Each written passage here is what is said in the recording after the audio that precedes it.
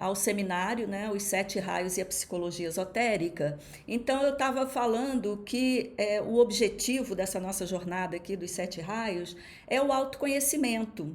E é o autoconhecimento de uma maneira dinâmica, porque a psicologia esotérica, ela pega toda essa teorização abstrata, né, sobre o conhecimento místico, o conhecimento universal, e ela traz para perto da gente. Através da linguagem dos raios, a gente consegue identificar todas essas leis universais, cósmicas e místicas e trazer para o plano prático. Então, é uma psicologia que ela é profunda, porque ela incorpora a dimensão espiritual na análise do ser humano. E quando eu digo ela incorpora a dimensão espiritual, é porque além da dimensão espiritual tem a dimensão genética, a dimensão cultural, hereditária, social, ambiental, quer dizer, todas essas energias, todas essas influências, elas vão formando o ser humano. E na psicologia esotérica tem a dimensão espiritual. E a dimensão espiritual de acordo com a sabedoria das idades. Porque a gente escuta muito falar em espírito, espírito, como se fosse uma coisa muito abstrata que estivesse distante. E a gente vai ver que esse espírito ele não está distante, ele está no nosso dia a dia. E o objetivo dessa psicologia esotérica é exatamente fazer a gente identificar no dia a dia quando a gente está agindo com a alma e quando a gente está agindo com a personalidade ou o ego, né, na linguagem psicológica. Então é uma psicologia extremamente dinâmica. Muita coisa desses slides estão na apostila que eu passei para vocês, tá? Então eu vou lendo aos poucos e explicando para vocês esses assuntos, né, que são colocados aqui.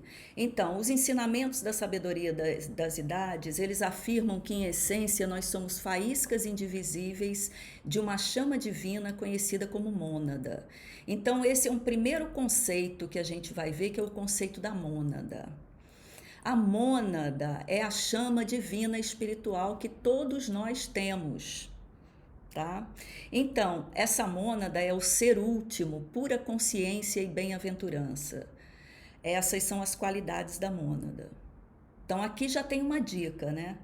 Bem-aventurança. O que é a bem-aventurança? É aquela sensação de bem-estar, quando a gente se sente pleno, quando a gente se sente completo. E essa sensação, ela acontece na nossa vida, eventualmente, não é? A questão é, como é que eu mantenho essa sensação de bem-aventurança, essa sensação de bênção, de completude, né? Porque já já eu vou entrar em algum tema, eu vou trabalhar, eu vou me relacionar com a família, aí vai ter conflito, vai ter confusão, vai ter briga, vai ter isso, e aí eu perco aquele estado, que é aquele estado da bem-aventurança, né? Que a gente precisa mais praticar esse estado, né? Então, esses ensinamentos, eles sugerem que a mônada está engajada em uma longa jornada evolutiva para desenvolver e expressar suas qualidades latentes e que isso é alcançado através da encarnação na forma física ou material da existência. Então, aqui a gente entra numa outra dimensão muito bonita também da história evolutiva do ser humano, que é a materialização. A gente aprende, né, principalmente na igreja, que a matéria é pecaminosa, que a gente entrou nesse mundo através do pecado, que nessa dimensão material não há salvação. E na sabedoria das idades, a gente aprende uma coisa que é meio ao contrário.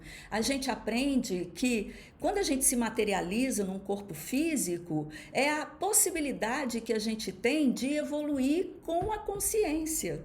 Porque a consciência, ela por si só, pela sua pureza, ela não consegue penetrar nos planos densos da matéria. Mas a partir do momento em que o veículo físico se materializa, então, através da mente, da consciência, eu consigo, então, ser um ser, ter a consciência de que sou um ser divino. E isso só pode ser na matéria, Não é interessante? Parece um paradoxo, mas não é. Então a queda, a materialização, ela é uma necessidade, porque é através do corpo físico, é através do cérebro físico que a gente pode habitar então esse ser divino e espiritual. Então o ser humano faz parte do processo evolutivo. A gente vai ver que existe toda uma hierarquia, né, no processo evolutivo, desde do reino mineral, vegetal, animal, humano é o quarto reino, né? E depois do humano tem outros reinos também. Tem o reino dos homens perfeitos, tem os homens dos seres angelicais, tem o reino dos Dian Chohans, que são é a perfeição, né, do processo evolutivo. Então, o mundo humano, ele é o quarto reino no processo da evolução, tá? Então, esses ensinamentos, eles sugerem isso, que a mônada está nessa longa jornada evolutiva e que passar pelo humano faz parte dessa jornada evolutiva.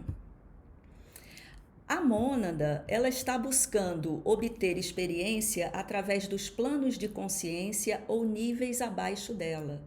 Durante esse processo extremamente longo, a mônada também está buscando a capacidade de expressar suas qualidades espirituais latentes em meio às restrições nos planos inferiores, dos quais o mais denso e desafiador é o físico. Então veja que dentro dessa ideia de processo, da jornada, né, do processo evolutivo, essa mônada no ser humano, ela quer se expressar, né? E ela quer expressar as qualidades espirituais latentes, que são inimaginavelmente maiores, né, e mais amplas do que toda a potencialidade que a gente pode alcançar e que a gente pensa que pode alcançar enquanto ser humano. No processo evolutivo, essa potencialidade ela é alcançada na evolução, né? Quando a gente entra no processo de ser um mestre, por exemplo, né? Que é o que vem depois do humano, né? Um mestre de sabedoria. Então, tudo isso diz respeito a essa qualidade da mônada, né? De querer se expressar nesses planos, né? E que planos são esses? Então, aqui a gente já tem uma primeira noção desses planos, né? Então aqui os princípios são os princípios conforme a literatura hindu, né? Então o primeiro princípio é o Atma, o plano é o Nirvana. Depois vem o princípio de Buddhi, que é o plano búdico, e aí já existe um veículo. Quer dizer, no plano átmico, que é quando a alma já se uniu à consciência universal, não há veículo mais, porque não há separação nenhuma, já há uma união, né, dessa mônada, dessa chama divina espiritual que se individualizou no ser humano. Ela, então, não tem veículo, né? Quando o veículo ele vai começar lá no búdico, que aí é o corpo espiritual. E isso tudo é importante a gente saber que não existe separação entre espírito e matéria, né? Então, o que acontece é que em alguns planos tem mais espírito do que matéria, em outros tem mais matéria do que espírito. Então, no plano búdico, por exemplo, é o corpo espiritual, existe mais matéria ou mais espírito. Manas é interessante, o princípio de manas. Manas é de onde vem o mano, de onde vem mente, né? De man, que é a mente, porque é isso que vai diferir, é isso que vai fazer o ser humano, nessa hierarquia, estar mais evoluído que os animais, por exemplo, porque tem a mente. E o plano da mente é o plano do Devachan. E o veículo, né, que a mônada utiliza nesse plano é o corpo causal. O corpo causal ele é menos denso do que o corpo mental. O corpo mental ele já é mais denso. Depois vem o princípio de Kama, e o plano é o astral, e o veículo é o corpo astral. Cada um desses planos tem vários subplanos, tá? Mas a gente não vai entrar nesses detalhes. E o plano físico, cujo princípio é Linga Sharira, para o veículo que é o duplo etérico, e o Stula Sharira para o veículo do corpo físico.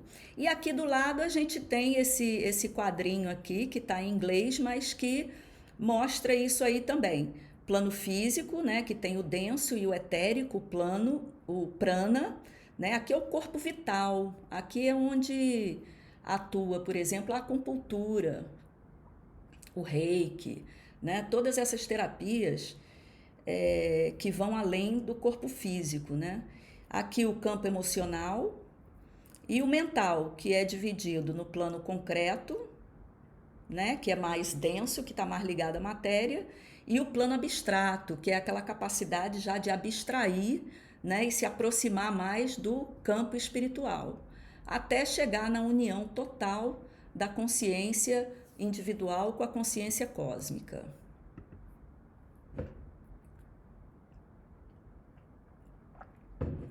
Então, devido à pureza de sua vibração, a mônada não pode ela mesma entrar em contato com os planos de consciência abaixo dela, adotando veículos que podem operar nesses níveis inferiores. A alma, ou eu superior, é um instrumento e um reflexo da mônada, que opera nos planos e existe com o objetivo de atingir uma forma completa de consciência, pela qual pode responder a todas as vibrações da vida que a rodeiam, em todos os planos da existência. Então, era aquilo que a gente estava falando, né? A mônada, que pela pureza da sua vibração, que é a vibração espiritual, né? Ela não pode entrar em contato com os planos mais densos, né? Então, é utilizado a alma, que é o eu superior, que é exatamente um instrumento, que é um reflexo dessa mônada, né? Então, é a alma que vai operar nos vários planos, né? Então, quando a gente fala do espírito, na verdade, né, nós que estamos aqui na Terra ainda buscando, né, o conhecimento, a sabedoria e tal, quando a gente fala em espírito, nessa linguagem da sabedoria das idades, a gente está falando da alma, porque o espírito ele é muito transcendente, o espírito é aquela chama que já é a pureza espiritual, né? Então a gente fala da alma, né? A alma que é o reflexo então do espírito e que atua nesses diversos planos. Então esse processo, né, da mônada atuar nos diversos planos, esse processo envolve uma série de muitas vidas em forma humana sobre o que é comumente chamado de roda do renascimento. Somente após aprender com sucesso todas as experiências que a vida em forma humana tem a oferecer, é que estamos livres da necessidade de encarnar. Somos então libertados da roda do renascimento, que serviu ao seu propósito de desdobrar a flor simbólica da alma. Então aqui já entra o conceito de reencarnação, né? Porque assim, não é possível em uma encarnação conseguir adquirir toda essa consciência de todos esses planos. Então, são várias encarnações onde existem várias experiências e essas experiências elas vão sendo acumuladas e elas vão ficando lá no Devachan, que é o plano mental. A sabedoria das idades, ela nos informa que o lugar da alma é no Devachan, é no plano mental. E o que isso quer dizer? Isso quer dizer que quando a gente deixa de existir no plano físico material, tudo que a gente adquiriu em termos de sabedoria evolutiva permanece lá no Devachan. E quando a gente encarna novamente, aquele conhecimento ele está lá disponível. E aí a gente novamente encarna numa outra vida e vai tendo todas as experiências e aos poucos vai readquirindo todo esse material que fica nesse plano mental do Devachan, que é o lugar da alma. Então, é por isso que tem aquele ditado que diz, né? Tudo que a gente leva dessa vida é sabedoria, porque é mesmo, é o que fica. O corpo astral, ele se dissolve, o corpo físico, ele se desintegra, e o corpo causal, que é o Devachan, onde habita a alma, que é o plano mental, esse é o que fica. Porque no reino humano é o reino da mente, é o reino do pensamento, né? Então, aqui eu trouxe a lenda da flor de lótus, né? Vocês estão vendo que eu coloquei nos slides o lótus, porque o lótus é um símbolo, né, da evolução espiritual. É o símbolo do Buda, né? Então, a lenda da flor de lótus no budismo. Na lenda do budismo, relata-se que quando Siddhartha, que mais tarde se tornaria Buda, deu os seus primeiros 7 passos na terra, 7 flores de lótus brotaram. Assim, cada passo dele representa um degrau no crescimento espiritual. Os Budas em meditação são representados sentados sobre flores de lótus, e a expansão da visão espiritual na meditação dhyana está simbolizada pela abertura das pétalas das flores de lótus, que podem estar totalmente fechadas, semiabertas ou completamente abertas, dependendo do estágio da expansão espiritual. Então, a flor de lótus é esse símbolo, né, da iluminação espiritual, porque a raiz dela fica lá na lama, né? Fica na lama podre. Então você tem... E essa lama, ela representa a substância, ela representa a matéria.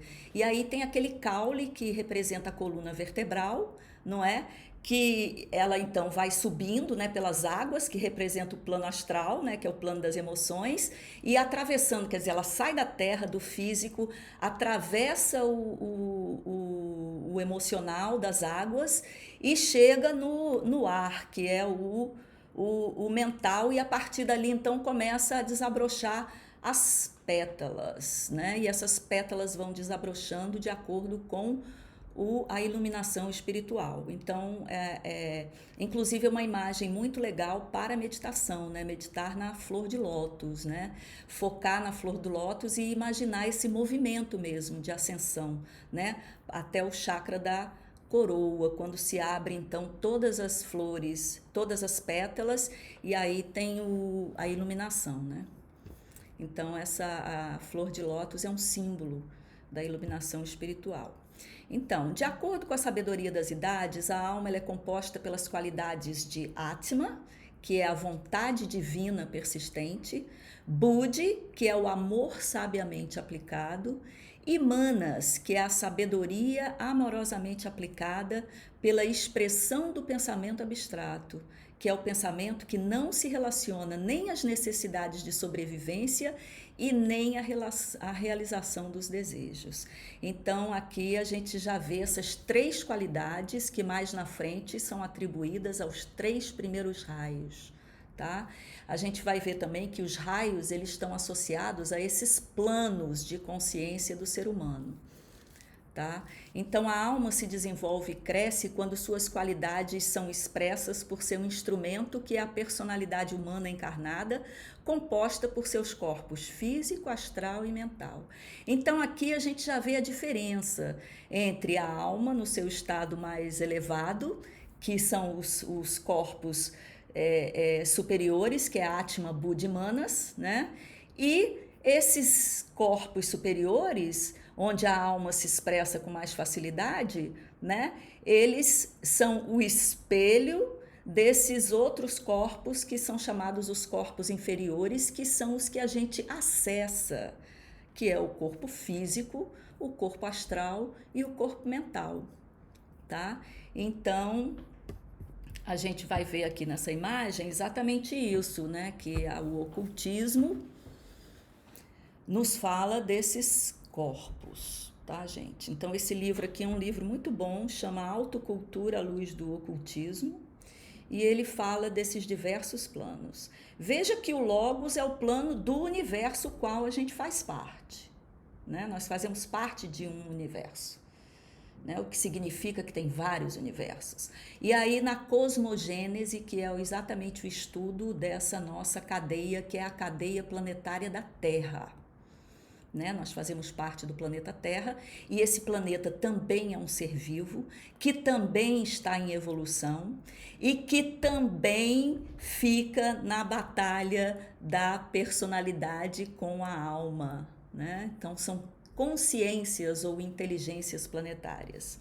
Mas voltando aqui para o ser humano, esse esquema ele mostra bem direitinho o limite da personalidade. Veja que a personalidade ela vai até o mental inferior, né?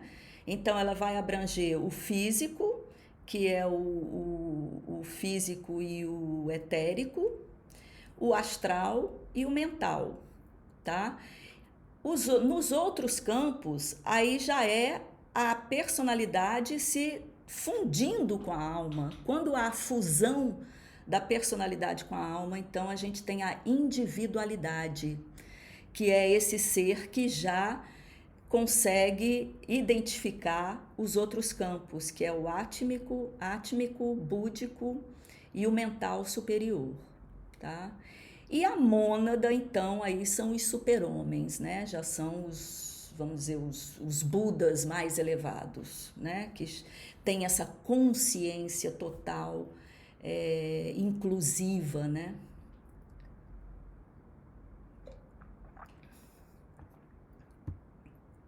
Então, a sabedoria das idades afirma que são requeridas 777 vidas. Isso são alegorias, tá? Só para a gente ter uma noção. Para a alma aprender todas as lições que a vida em forma humana tem a oferecer. Que as primeiras 700 dessas vidas se referem principalmente à abertura das pétalas do conhecimento.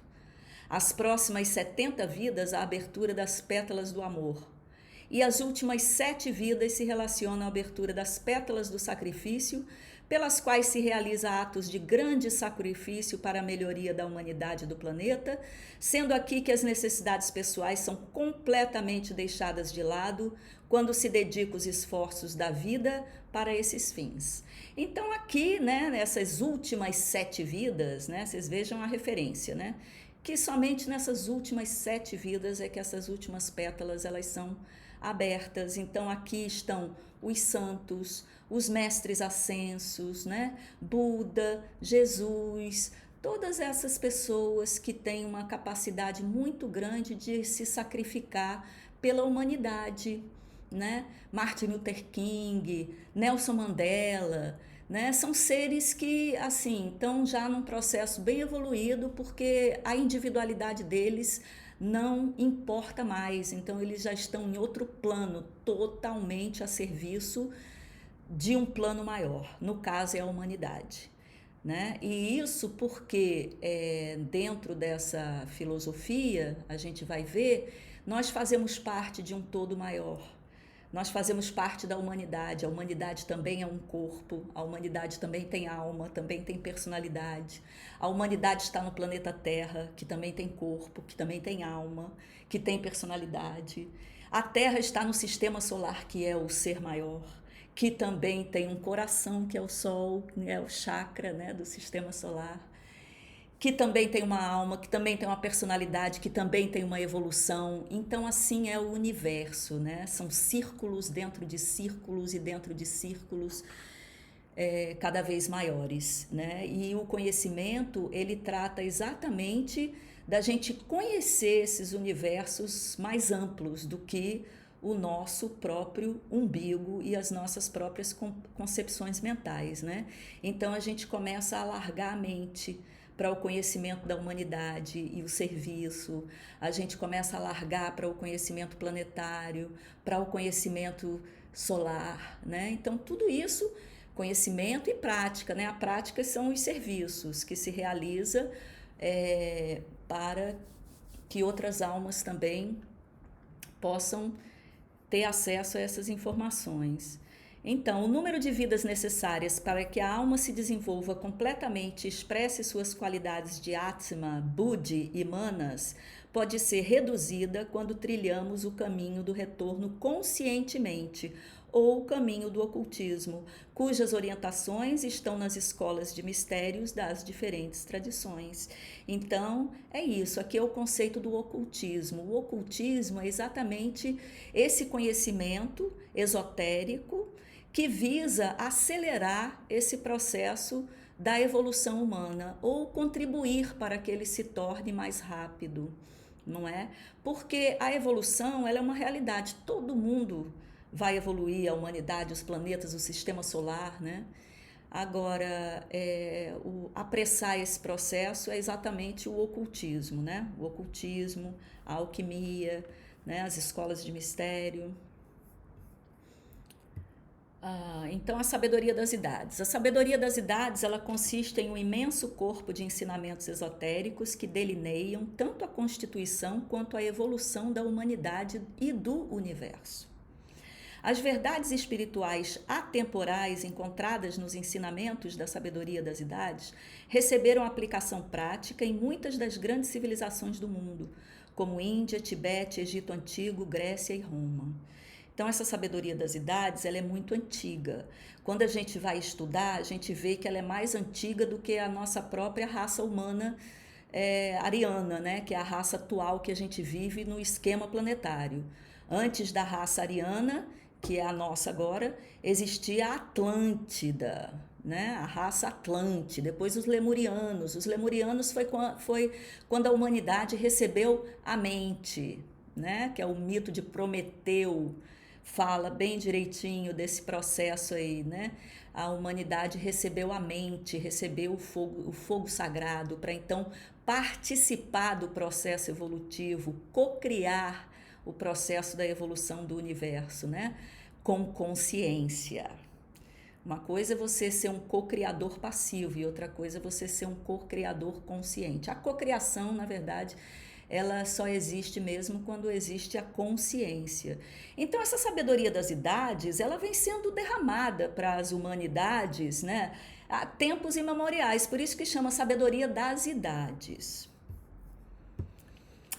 Os princípios contidos na sabedoria das idades são a base e permeiam tanto os grandes ensinamentos dos mistérios quanto as principais religiões de nosso mundo. Então, as religiões, todas elas têm um corpo de conhecimentos esotéricos. E aqui a gente precisa separar o que é esotérico com S e o que é exotérico com X. Exotérico é a forma externa, é aquilo que aparenta. Então, por exemplo, nas igrejas são os rituais, são os livros sagrados que toda a população tem acesso, e toda a parte da formalidade, né? E o esotérico diz respeito ao conhecimento oculto que faz parte daquela religião e que geralmente está ligado com a origem daquela religião. Toda religião, no seu início, ela tem um componente esotérico. Na medida em que ela vai se ampliando, que ela vai se expandindo, então o exotérico acaba tomando conta. Mas isso não quer dizer que não exista o esotérico. O que acontece é que cada vez você tem que cavar mais para achar, como, por exemplo, na tradição cristã, né, que você tem que cavar muito para achar o esoterismo cristão, né, e as pesquisas mostram que esse esoterismo cristão está lá naqueles documentos do Mar Morto, né, nos evangelhos apócrifos, que diz respeito exatamente àqueles primórdios do cristianismo. Então, ali você encontra o conhecimento esotérico, mas todas as religiões têm o conhecimento esotérico, tá? No judaísmo você vai ter a cabala, que é um conhecimento esotérico. No islamismo você vai ter o sufismo, que é um conhecimento esotérico, e o mesmo vale para todas as religiões. Então, na verdade, todas as principais religiões do mundo podem ser vistas como tentativas de expressar esses grandes ensinamentos em termos de um período específico de tempo, conforme a cultura e o temperamento racial dos diferentes povos. Então, aqui a gente já vê uma misericórdia divina maravilhosa, né? Porque para cada povo uma religião diferente, porque cada povo vai ter um conjunto de padrões mentais, né? Que vão permitir a aplicação dos conhecimentos dos mistérios e os conhecimentos espirituais. Por isso que não é um conhecimento igual, mas o que subjaz a todas as religiões e a sabedoria das idades é uma só que ela ramifica de maneira diferente no budismo, no cristianismo, no islamismo, enfim, né? Ela vai ramificando e vai criando as suas próprias linguagens que são adaptadas aos diferentes povos e nações da Terra. Mas o conhecimento é um só. Quando você estuda religião comparada, você vai ver que todos os princípios das religiões são semelhantes, né? E aí você vai encontrar na mitologia também, né? Uma grande fonte de sabedoria, né? Na mitologia. E cada povo vai ter a sua mitologia também, né? Então, em preparação para a Era de Aquário e para neutralizar o materialismo do Ocidente e o poder inquestionável das religiões, a Sociedade Teosófica foi fundada em 1875 com a intenção de reafirmar a natureza espiritual da humanidade e para encorajar a compreensão comparada das religiões, práticas esotéricas, filosofias, ciência, arte, cultura e etc. Então, esse conhecimento das idades, essa sabedoria das idades, ela sempre existiu, estava lá nas escolas de mistérios. O que aconteceu no final do século XIX, né, com a Helena Blavatsky, é que ela trouxe esses conhecimentos todos para o público, ela abriu, ela tirou das salas fechadas, né, das escolas de mistérios, tirou, né, do esoterismo das religiões, né, e trouxe esse conhecimento para o público. Então, deu origem, né? Muita gente atribui o começo da Era de Aquário a esse movimento teosófico, porque o mito de Aquário é Ganimedes, né? Ganimedes é o copeiro dos deuses, então ele foi raptado por Júpiter, e toda vez que a gente fala em rapto, a gente fala do espírito, né? Da alma, vamos dizer assim, sendo levada pelo princípio espiritual, foi lá para o Olimpo para servir a ambrosia, que é o néctar dos deuses, e o símbolo de Aquário é exatamente derramar. Então houve um derramamento, né, de filosofia esotérica para a humanidade. A partir desse primeiro derramamento, vários outros derramamentos começaram a acontecer, e o conhecimento esotérico ele passou a ser acessível a todas as pessoas, porque é isso que a Era de Aquário simboliza, a igualdade. Então, esse período da Era de Aquário, que dura 2.500 anos, e a gente está nessa transição, por isso que tem tanta dualidade e oposição no mundo, né? Porque você tem um novo tempo querendo se implantar e aquele velho tempo ainda resistindo, né? Que é a Era de Peixes, que era a era das grandes religiões, e na Era de Aquário você tem agora todo esse conhecimento disponível para que as pessoas todas sejam iguais, né? E que haja um respeito por todas as culturas, por todas as religiões, porque todas são iguais. Então foi isso, né, que o movimento teosófico trouxe, essa igualdade que existe entre todos os povos, entre todas as raças, entre todos os conhecimentos e entre todas as filosofias esotéricas, né? Então, o conceito da fraternidade universal de Aquário é a chave, baseado no fato de que todos nós emanamos da mesma fonte divina e que estamos todos engajados em uma longa jornada evolutiva para desenvolver e expressar a nossa espiritualidade. Então, Aquário, essa fase que a humanidade vai passar, de 2.500 anos, vai ser exatamente uma fase de igualar as pessoas do ponto de vista espiritual. E todo mundo tendo acesso à espiritualidade, não é? Pelo menos as oportunidades estão disponíveis, né, para aqueles que querem, né?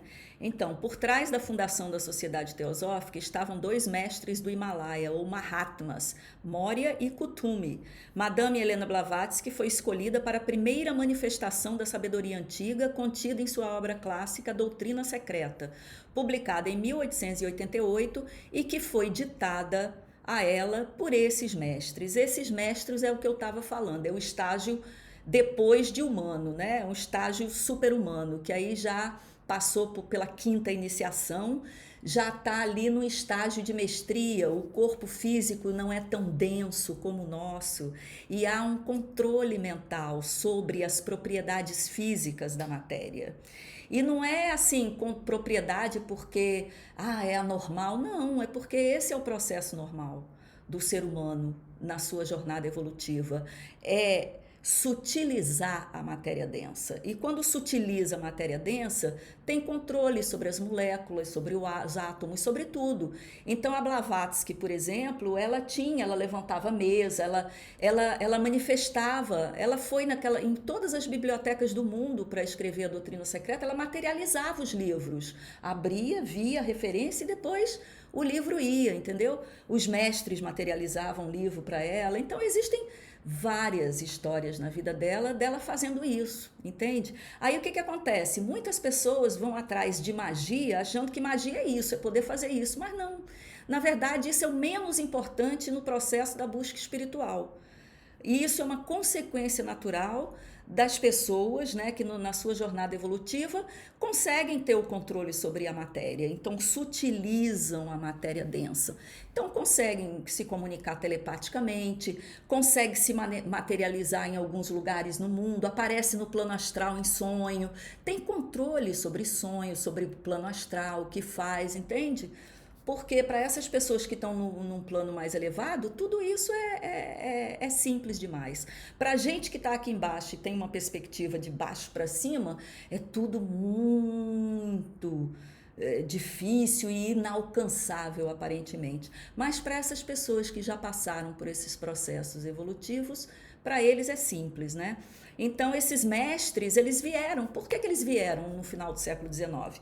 Primeiro porque a ciência estava ditando todas as regras, o Ocidente estava ficando extremamente materialista, só se acreditava na ciência, e a religião era que tinha o controle e o monopólio de tudo que era esotérico. Então, se você quisesse se comunicar com Deus, tinha que ser por meio de uma religião, entende? Então, o mundo ficou muito polarizado nessa questão da espiritualidade, e aí os mestres encontraram então a Helena, que era uma pessoa do raio 1, a gente vai ver depois os raios, né?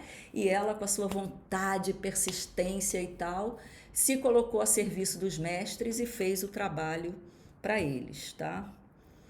Então, outro derramamento dessa sabedoria das idades ocorreu entre 1919 e 1949 por meio de Alice Bailey, uma teosofista que saiu para formar a sua própria escola, a Escola Arcana. Bailey escreveu uma série de livros, sendo os mais significativos o Tratado do Fogo Cósmico e o Tratado dos Sete Raios, que contém a psicologia esotérica e a astrologia esotérica. O Jiao-Ku, que é conhecido por tibetano, foi o mestre que inspirou as suas obras. Ela era uma chela, ou seja, era uma discípula, era uma adepta desse mestre.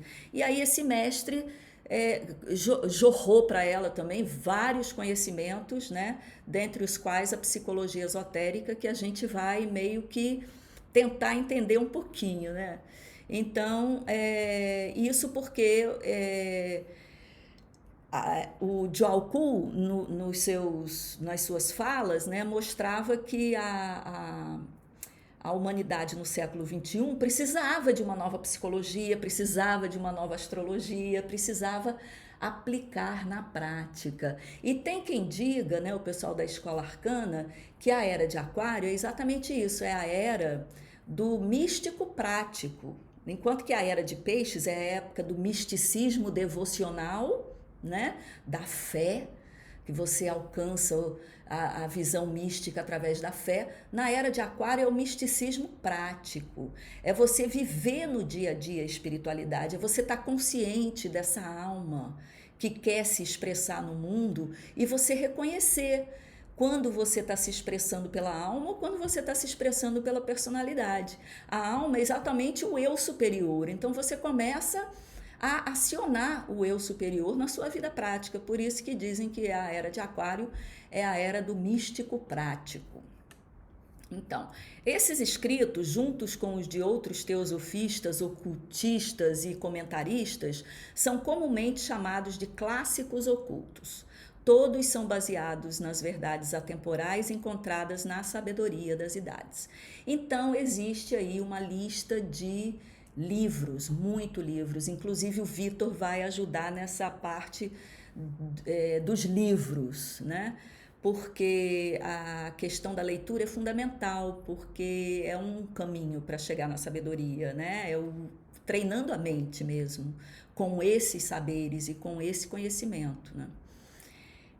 São os clássicos ocultos, então tem vários autores, né?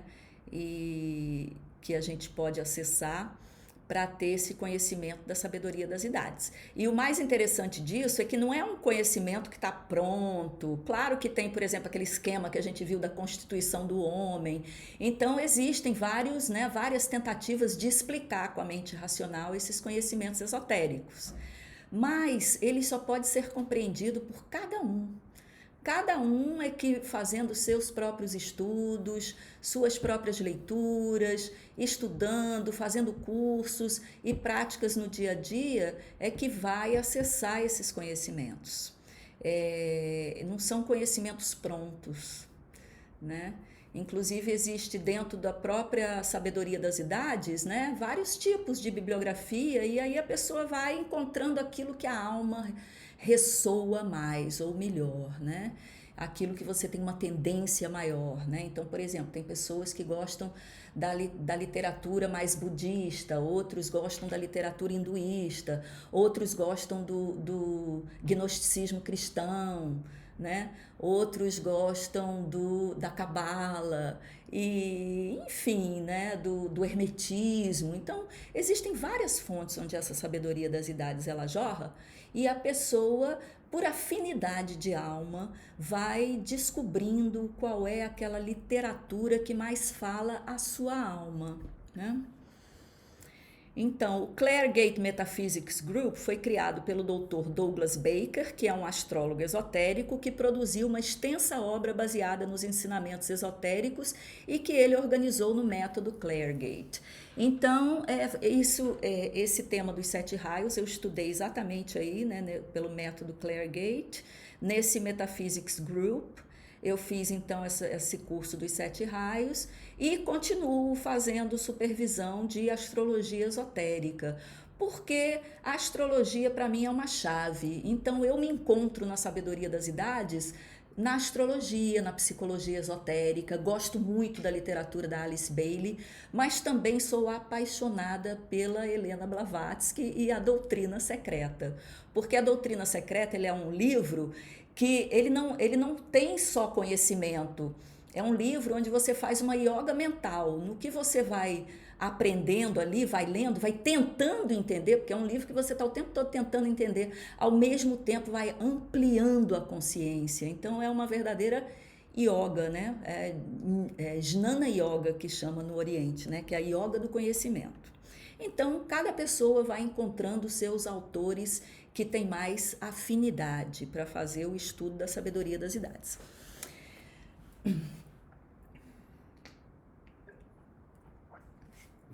Então, eu trouxe aqui os 7 conceitos básicos da sabedoria antiga, que são 7 leis que perpassam todos esses conhecimentos que são derramados de diversas fontes, tá?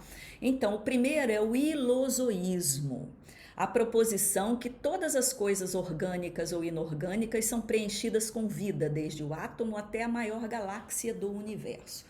Então, esse conceito aqui, ele está sendo, inclusive, descoberto agora pela ciência, né? Por exemplo, a teoria Gaia, que mostra que a Terra é um ser vivo e que existe essa conexão entre, desde um átomozinho até o maior ser que habita o planeta. Está tudo conectado e está tudo interligado. E outra coisa, não existe nada que não tenha vida, não existe nada que não tenha vida no universo. Tudo tem vida, tudo tem espírito e tudo tem matéria. 2, cada um e todos os seres vivem em um ser muito maior. Isso aqui a gente vai ver mais adiante, que é muito interessante, que aí é onde entra a astrologia e a psicologia dos 7 raios. Nós fazemos parte de um ser muito maior. Assim como uma célula no nosso corpo faz parte do nosso corpo, nós também somos uma célula dentro de um corpo muito maior. Né? E esse conhecimento nos coloca dentro daquela máxima de que o que está embaixo é igual ao que está acima, e isso é a coisa mais certa que existe. O universo ele se multiplica, mas se multiplica através das mesmas leis universais, tá? Então, nós fazemos parte desse ser muito maior, que é uma consciência universal, muito maior e muito mais ampla que a nossa. E o nosso propósito aqui na vida é nos descobrir exatamente onde é que nós fazemos parte desse ser maior e como é que nós contribuímos para a evolução desse ser maior. Tá? Assim como as células dentro do nosso corpo devem trabalhar para o funcionamento do nosso corpo, nós também devemos trabalhar para o funcionamento desse corpo maior. Então, cada ser é feito à imagem de Deus, isto é, na imagem daquele que vive e se move como um só ser. Então, é aquilo que eu estava falando dos reflexos, né? Então, tudo que está acima é igual a tudo que está abaixo, e nós somos o reflexo, né, desse ser maior que vive, se move, enfim, que eu estava colocando antes. Existe, sim, uma coisa que é interessante a falar dessa proposição, desse terceiro conceito, é que nessa filosofia não existe Deus e criação. Deus não é Deus e a criação, é Deus como criação, tá? Então Deus é a própria criação. Porque nós estamos acostumados a pensar num Deus externo, aquele Deus que está lá em algum lugar, né? Aquele barbudão e tal, e que fez a criação. Não. Nessa filosofia esotérica, na sabedoria das idades, o Deus é a criação. Então, ele é o ser maior, onde tudo está contido nele. Por isso, tudo vai refletir ele, Deus. 4. Existe um contínuo que conecta todas as coisas e seres vivos juntas, de forma que mesmo o pulsar da menor célula afeta os mais distantes espaços. Então aqui é o efeito borboleta, né? Que tudo que se mexe aqui é como aquela pedrinha que a gente joga no lago, né? Que ela vai expandindo as ondas até chegar nas margens. Quando chega nas margens, volta, né? Então tudo no universo está conectado e por conta dessa conexão nós afetamos tudo. Então isso nos dá uma responsabilidade muito grande sobre as nossas ações, sobre as nossas emoções, sobre os nossos pensamentos, né? Então imagina viver de maneira a que nada do que eu faça, pense ou sinta afete negativamente, mas seja somente para contribuir para a harmonização desse ser maior, né? Então, esse princípio aí, ele está falando disso. O quinto é o que a gente vai entrar propriamente, que diz: o nosso sistema solar tem natureza setenária, sendo feito por energias que ressoam 7 qualidades.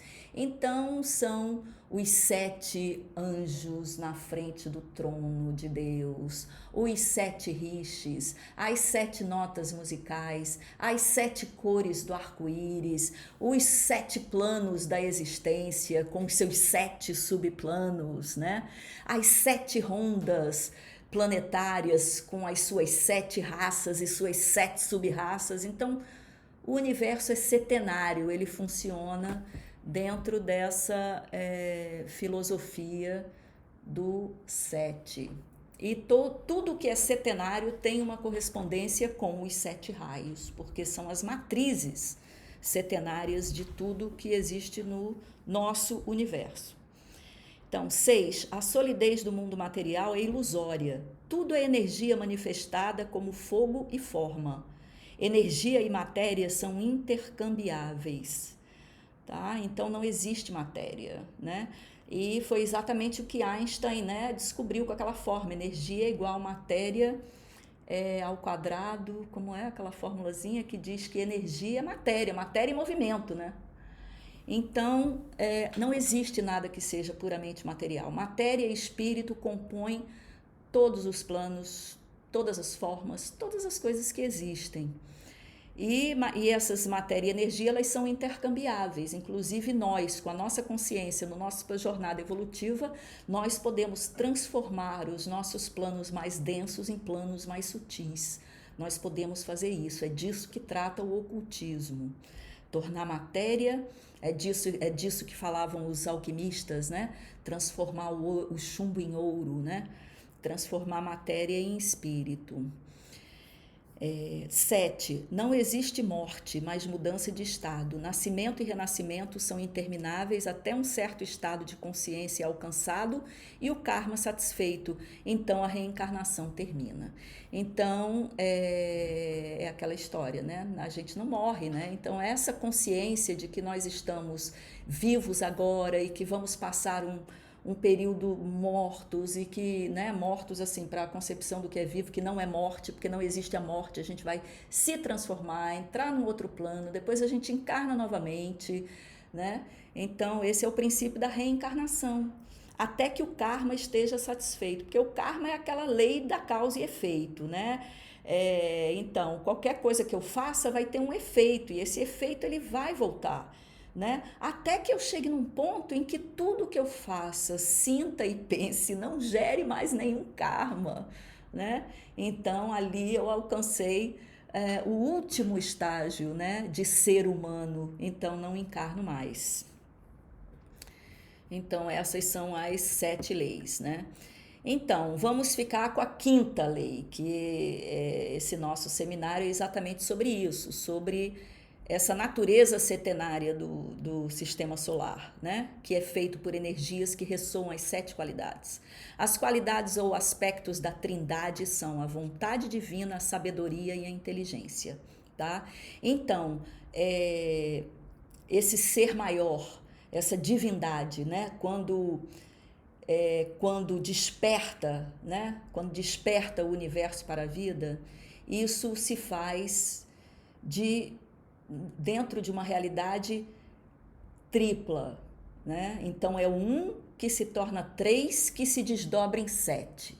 Então o 3 são as principais energias que geram todas as outras, que geram as 7, tá? Porque quando você junta 3, você no máximo chega a 7. Então o desdobramento de 3 é 7. E o universo, ele é triangular na concepção da teia. A teia são triângulos, tá? Então a manifestação do universo se dá pela trindade, né? No seu aspecto formativo. Então, e a trindade também a gente vai encontrar em todas as religiões. É o Pai, Filho e Espírito Santo, é o Shiva, Vishnu, Brahma, enfim, né? For ver em todas as religiões vão ter esse princípio aí da trindade. Então, essas 3 energias só podem ser agrupadas em 7 combinações, que são as energias dos 7 raios. Em nosso sistema solar, o 2º raio de sabedoria e amor rege os demais, visto que o nosso sistema é o chakra cardíaco do grande ser. Então, dentro dessa filosofia, no Tratado dos 7 Raios, a gente aprende que vivemos dentro deste grande ser e que o sistema solar é o chakra do coração desse grande ser, tá? Então veja que maravilha, o raio do nosso sistema é o raio 2, que é o raio da sabedoria, tá? Então a partir disso, todos os outros raios vão ser raios subsidiários desse raio principal que rege o nosso sistema solar, que é o raio 2, que é o raio da sabedoria e do amor. Então, somos regidos pela sabedoria e pelo amor. Então, os 7 raios são eles, né? Então, você vai ter o raio, a qualidade e a cor. O primeiro raio, então, é o raio da vontade divina, né? Então, ele vai expressar a vontade e o poder divino, né? De se manifestar, né? Deus se manifestando enquanto criação. Então, esse é o primeiro raio. O 2º raio é o raio do amor e da sabedoria, que é o que une todas as coisas no universo, é o amor, né? Só muito amor mesmo para se manifestar enquanto criação. E o 3º raio é o raio da inteligência ativa, é a inteligência, é a mente divina, que operacionaliza e que realiza, que faz todos os universos existirem, inclusive o nosso, por meio da inteligência. O 4º raio é o raio da harmonia através do conflito. A sua cor é amarela. Sim, o raio 3, a cor é verde. O raio 2, a cor é índigo. O raio 1, a cor é o escarlate ou então o branco. O raio 4, que é o raio da arte e da harmonia através do conflito. Esse é o raio que rege a humanidade. Nossa humanidade é regida pelo raio 4, que é a harmonia através do conflito. Então, essa é aquela energia em que, para crescer e evoluir, precisa passar pela crise. Veja se não é a cara da nossa humanidade isso, né? Você tem que viver uma crise para poder, então, ir para um estágio mais elevado e mais evoluído. Então, nas iniciações humanas, esse raio 4, ele é muito importante, porque todo mundo tem que passar por essas crises e por esses conflitos para poder crescer, porque esse é o raio da humanidade. O raio 5º é o raio do conhecimento concreto e da ciência. Ele é um desdobramento do raio 3, que é o raio da inteligência. Só que a inteligência, ela atua em diversos planos, em diversas áreas, em tudo. A inteligência de tudo. Enquanto que o raio 5 não, é uma inteligência direcionada para o conhecimento concreto, para o conhecimento científico. No raio 5, o conhecimento ele é fragmentado, né? A gente vai ver as características de todos esses raios em profundidade. Aqui é uma primeira vista. O raio 6 é o raio da devoção e do idealismo, que é um desdobramento do raio 2, né? Onde você vai, então, aplicar então, o amor e a sabedoria por meio da devoção e do idealismo. E o raio 4º, o raio 7º, que é o raio da era de Aquário, que a gente está entrando, é o raio da ordem cerimonial e magia. Tá? E ordem significa ordem mesmo, organização, formalidade, hierarquização, cerimonial nesse sentido. E a magia é exatamente você ter essa consciência da espiritualidade no plano material e na vida, né? É aquilo que eu estava falando do misticismo prático. Então veja, aqui só um exemplo, né? Porque a gente, nesse seminário, nós vamos fazer alguns exercícios práticos, tá, gente? Eu vou passar para vocês por e-mail alguns exercícios para observação no dia a dia, de como esses raios atuam. Então, esses 3 raios principais, eles atuam nos planos espirituais mais elevados, tá? Eles estão lá em cima, como se diz, né? No andar de cima. Então, qualidades da alma no plano mental superior, que é onde habita a alma, tá? Lá no Devachan, que é o lugar onde a alma habita. Então, as qualidades da alma, de acordo com esses raios, lá nesse plano do eu superior, como é que elas se expressam, tá?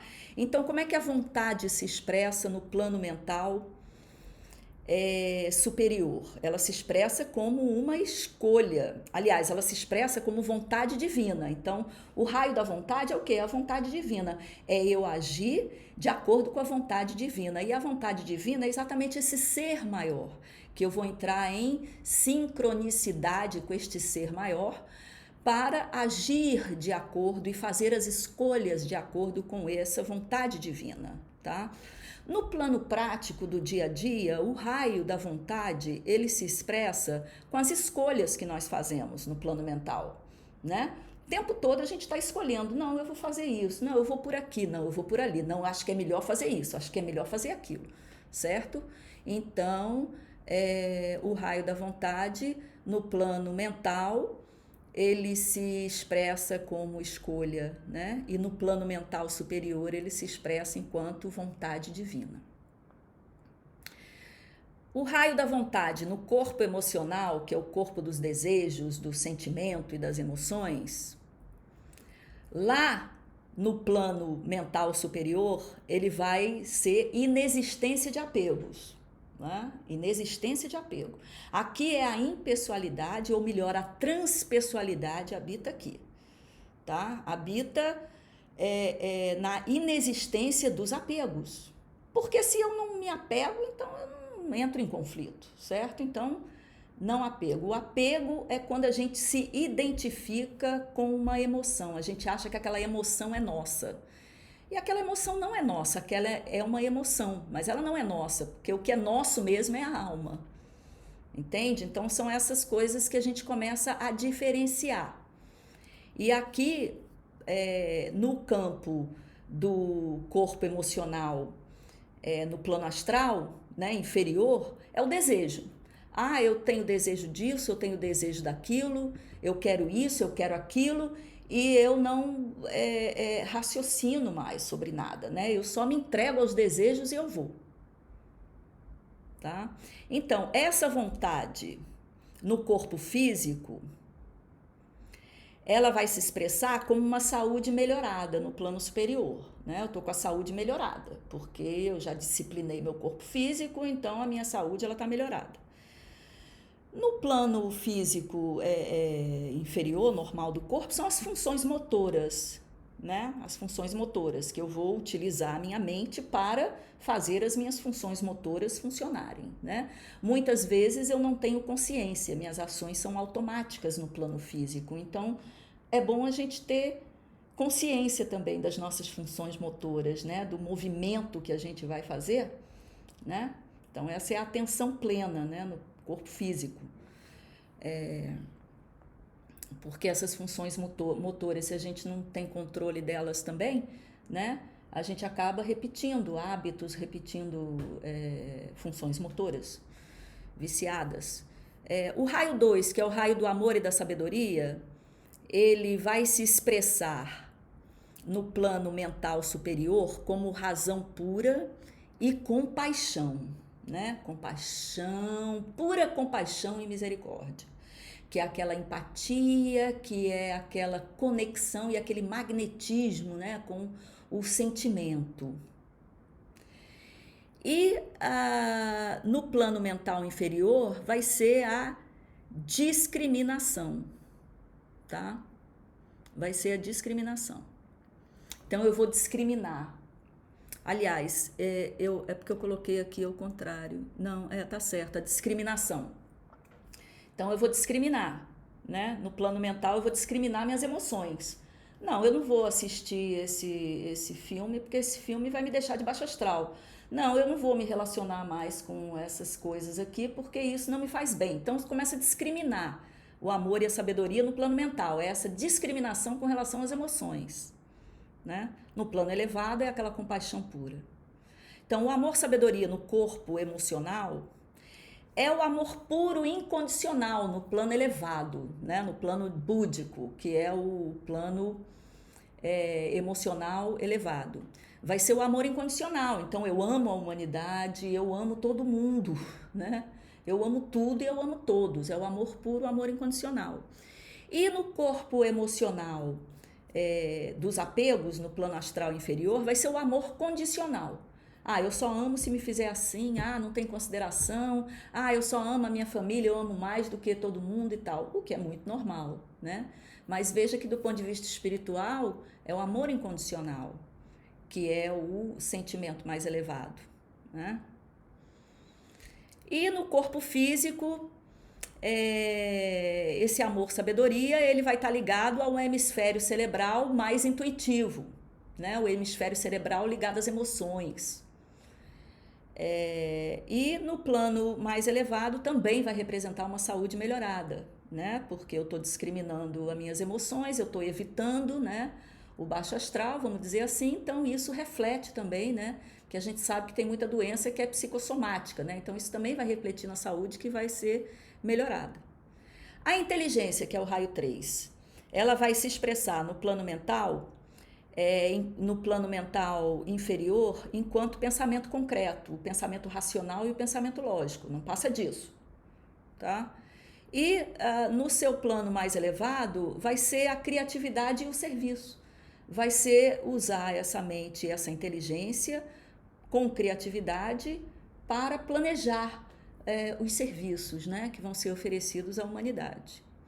A inteligência no corpo emocional, que é o corpo dos sentimentos, no plano inferior é a sensação, né? Então, são as sensações que eu tenho.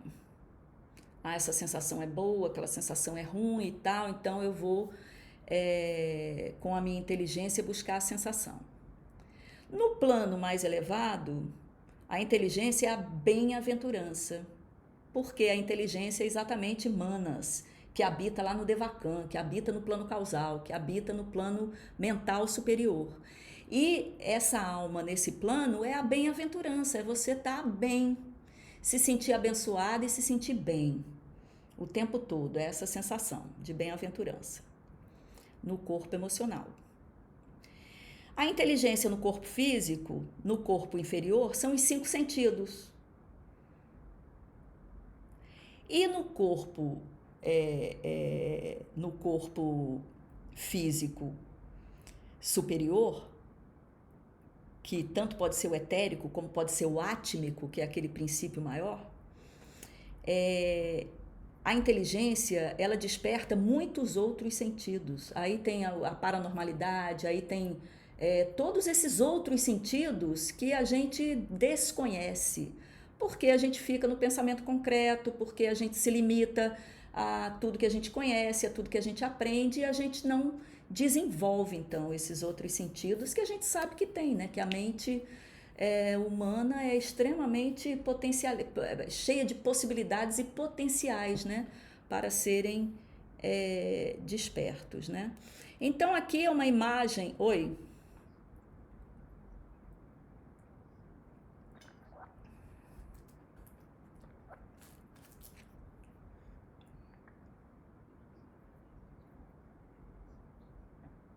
Sei. Não, tá terminando já. Tá terminando. Nada. Então, nessa imagem aqui, a gente vê, então, a origem dos 7 raios, tá? Então, você vê, vem lá do infinito, né? Quando o universo desperta, passa pela galáxia, da galáxia para o sistema solar. Aqui é a Ursa Maior. Essa constelação da Ursa Maior, diz a sabedoria das idades, que é o centro da cabeça desse ser maior, enquanto que as Pleiades são o chakra da garganta desse ser maior. Então, os 7 raios, eles passam e eles atingem os 7 planetas sagrados, e o conceito de planetas sagrados é da astrologia esotérica, porque, como eu falei, cada planeta é um ser vivo que também está em processo de evolução, e os planetas considerados sagrados são aqueles que já evoluíram. Né? A nossa Terra, por exemplo, não está nesse rol dos planetas sagrados, porque ainda não evoluiu a ponto de passar pela 5ª iniciação, que é quando você considera alguma coisa ser sagrada, tá? Então, e aí esses 7 raios, eles vão ter reflexo aonde? Nos chakras, tá? Cada chakra vai ter uma relação com esses 7 raios. Então, eles chegam do sistema solar, através dos planetas, até o corpo etérico, né, por meio dos chakras, tá? Esse aqui é o último slide que eu coloquei aqui, a hierarquia, porque eu estava falando dessa coisa do corpo maior e tal. Inclusive, isso aqui eu peguei até de um documentário sobre o Tratado do Fogo Cósmico, só para vocês verem aqui, ó, que a humanidade ela vai evoluindo até chegar em outros estados. Aqui estão os mestres de sabedoria, aqui a inteligência do cosmos, né? O logos solar, que é a inteligência do sistema solar, porque o sistema solar também é um ser, né?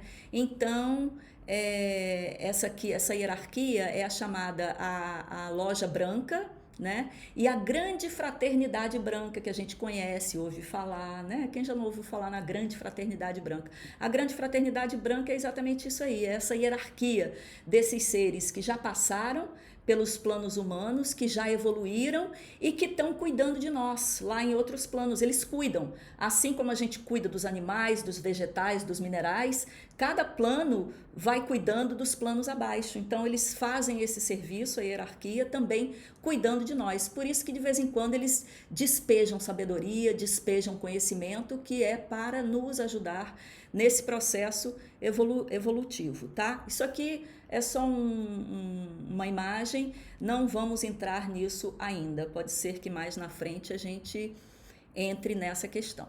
Bom, era isso que eu tinha que dizer para vocês, ok?